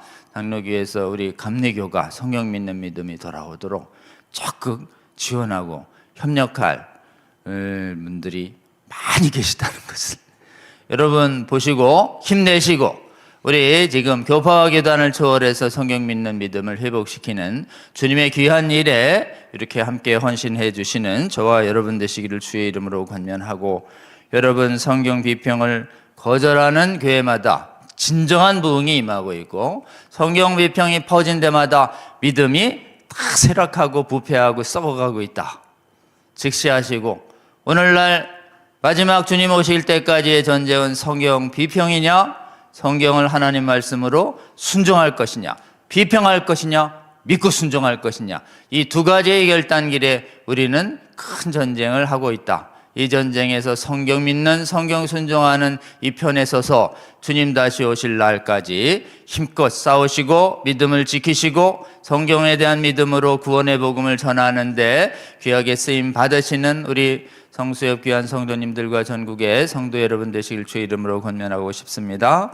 마지막으로 함께 기도하려고 합니다. 우리가 짧게 좀 함께 기도하고 싶은 것은 우리 성열교회 김요한 목사님 주님께서 함께 하여 주시고 감리교 안에서 성경 믿는 믿음 가지고 힘껏 믿음의 선한 싸움 하고 있는 전도사님들을 또 주님께서 힘주시고 격려하시고 또 지금 감리교 안에서 정말 성경 믿는 신앙 지키시는 정말 외로운 투쟁하시는 교수님들도 있습니다. 그 교수님들도 주님께서 보호하시고 전국의 교수의 목회자들 중에서 성경 믿고 기도하는 목회자들이 훨씬 많습니다.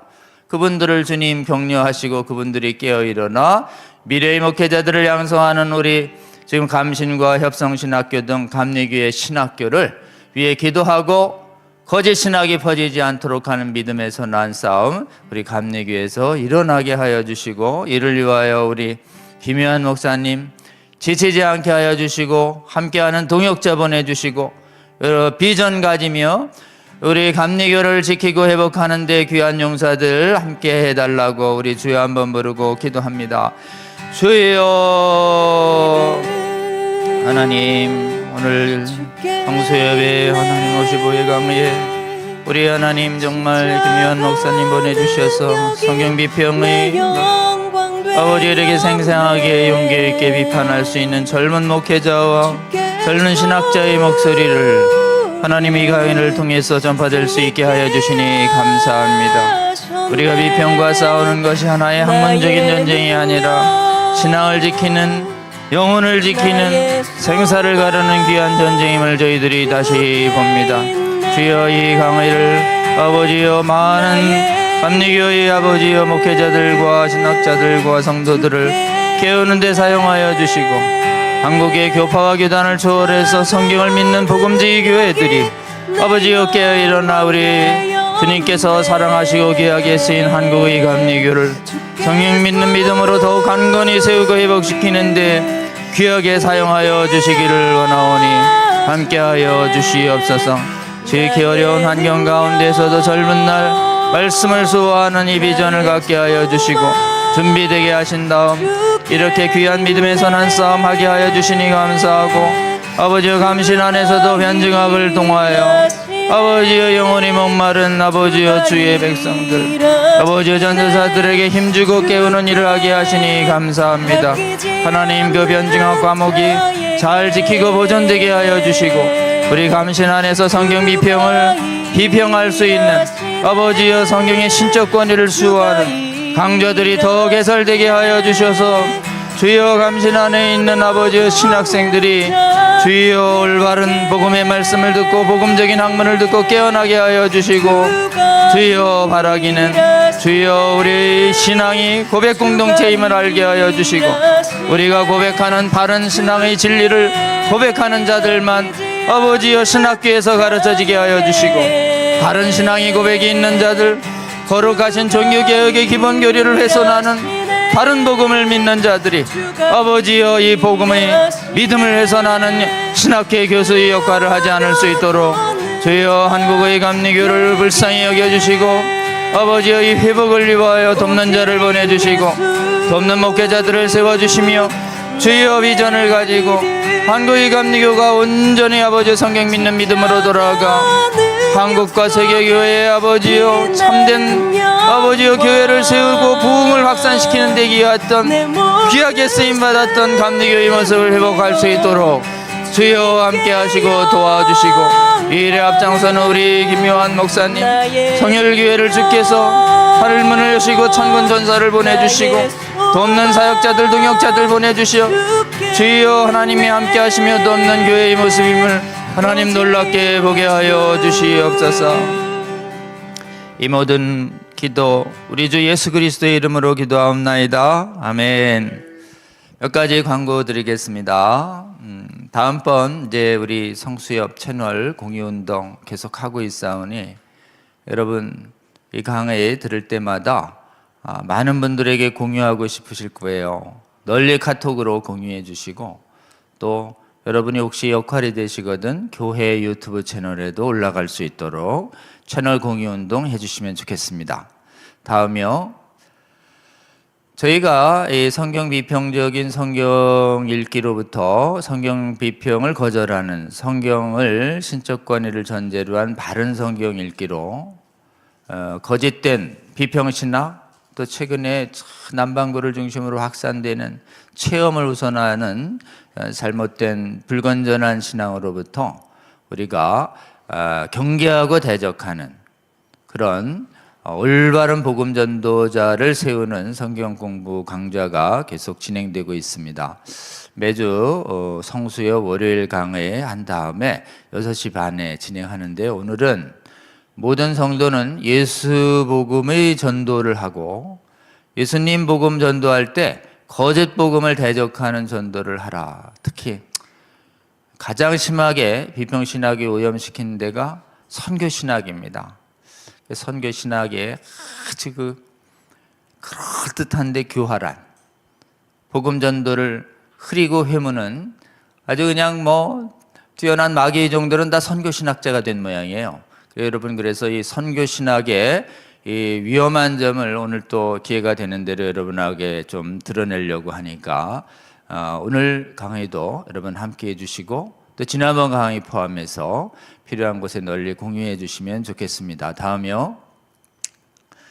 저희가 이 성수협 강의를 듣고 또 성순성 강의를 들으면 우리가 이 시대에 해야 할 믿음의 선한 싸움이 무엇인지 뜨거워지고 정말 하고자 하는 마음이 이렇게 확 솟아날 가능성이 많이 있습니다. 이를 위해서 이 강의를 들은 분들이 우리가 부름받은 곳에서 도대체 주님의 몸된 교회를 지키기 위해서 우리가 어떻게 믿음의 선한 싸움을 잘할 것인가를 놓고 우리 소그룹 모임 합니다. 복음전도 소그룹 모임인데요. 성수협 성순석 소그룹 모임. 매주 목요일 5시에서 7시 반까지 합니다. 목사님도 오시고 또 많은 전도사님들도 오시고 또 평신도님들도 오십니다. 오시면 식사 제공합니다. 여러분 꼭 오셔서 나누시면서 서로 주의 몸된 교회를 지키는 용사들이 잘 세워지는 소그룹 활동하니까 여러분 함께 해 주시기를 바라고요. 다음이요. 이어서 저희가 이제 기도하러 올라갑니다. 산기도하러 매주 목요일에 8시 반에 청계산에서 이 땅에 교회의 성경 믿는 믿음으로 하나님 나라가 회복되기를 간구하는 정말 필요한 기도인데 이런 기도가 있었어야 된다고 생각해서 우리 하나님 나라 언약 산기도에 합니다. 여러분 감동되시는 대로 8시 반 매주 목요일 청계산 자락에서 하는데요. 함께 해 주시면 좋을 것 같습니다. 다음이요. 네, 다음에는 우리 성경 비평학을 비평하다 두 번째 편 우리 김요한 목사님 신약 편도 강의도 이제 다음 주에 또 제공됩니다. 지금까지 들었던 어떤 비평을 대적하는 강의가 시원시원하고 알아듣기 좋고 정말 저는 이제 요즘 말로 이렇게 타격감이라고 그러는데요. 펀치력이 있는 그냥 좋은 강의 정말 속 시원하게 들었습니다. 우리 교수님들은 이제 평생 이렇게 세게 타격하면은 학문의 세계에서 좀 무리하다고요. 이렇게 비평받을까봐 이렇게 점잖게 하셔요. 그것이 과연 성경적인지는 의문이다. 동의하기가 쉽지 않을 것이다. 이렇게 우리가 보기에는 뭐 틀렸다. 이건 완전히 거짓말이다. 이건 안 된다. 이렇게 좀 해주면 좋겠는데 학자님들은 끝까지 이렇게 잘 보면 이렇게 그 행간이 있어요. 그러니까 갑자기 펀치가 세게 들어오다가 마지막에 가서 이렇게 막 쓰다듬고 가는 이 싸우는 건지 뭔지 모르겠어요. 그런데 우리 비미아 목사님 타격감이 빵 해가지고 깨부시잖아요. 내 말이 불 같지 아니하냐 바위를 부스러뜨리는 방망이 같지 아니하냐라는 그 예레미야서의 말씀이 막 속 시원하게 하는, 여러분 다음번도 우리 김효한 목사님 강의 기대해 주시고, 유튜브 쳐보면 김효한 목사님의 시원시원한 강의가 많이 있습니다. 들어주시고 널리 널리 전파해 주시면 좋겠습니다. 오늘 긴 시간 함께 해주신 여러분 감사합니다. 그럼 다음 주에 또 뵙겠습니다. 고맙습니다.